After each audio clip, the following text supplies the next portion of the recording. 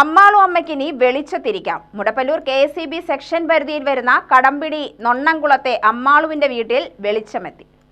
തനിച്ച് താമസിക്കുന്ന അമ്മാളുവിന് വയറിംഗ് നടത്താൻ പണമില്ലാത്തതിനാൽ വർഷങ്ങളായി മെഴുകുതിരി വെളിച്ചത്തിൽ താമസിക്കുകയായിരുന്നു.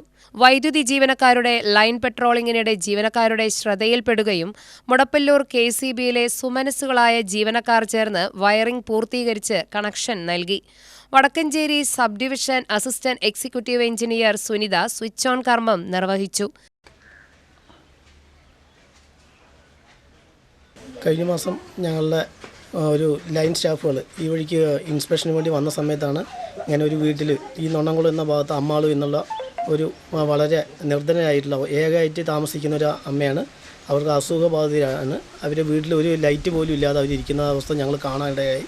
അതിന് ഞങ്ങൾ ഓഫീസിൽ ജീവനക്കാരുമായിട്ട് അവർ സംസാരിക്കുകയും മുടപ്പല്ലൂർ ഓഫീസിൽ ഞങ്ങളുടെ നല്ല മനസ്സിലായിട്ടുള്ള കുറേ ജീവനക്കാർ ചേർന്ന് ആ വീട് വയർ ചെയ്യുകയും അവർക്ക് ഒരു രൂപ പോലും അടയ്ക്കാതെ ഞങ്ങളുടേതായിട്ടുള്ള രീതിക്ക് അവർക്കൊരു വെളിച്ചം എത്തിക്കുക എന്നുള്ള ലക്ഷ്യത്തോട് കൂടിയിട്ട് ഞങ്ങൾ തന്നെ ജീവനക്കാരിൽ പിരിവെടുത്ത് എല്ലാ കാര്യങ്ങളും ചെയ്ത് വയറിങ് ചെയ്ത് അവർക്ക് കണക്ഷൻ കൊടുത്തു. ഇനി അവർ പേടിയില്ലാതെ അവർക്ക് നല്ല വെളിച്ചത്തോട് ഇരിക്കാൻ കഴിയട്ടെ എന്നാണ് ഞങ്ങൾക്ക് പറയാനുള്ളത്. അവർക്ക് ഞങ്ങളുടെ മുടപ്പല്ലൂർ KSEB ഓഫീസിൻ്റെ എല്ലാവിധ ആശംസകളും അറിയിക്കുന്നു.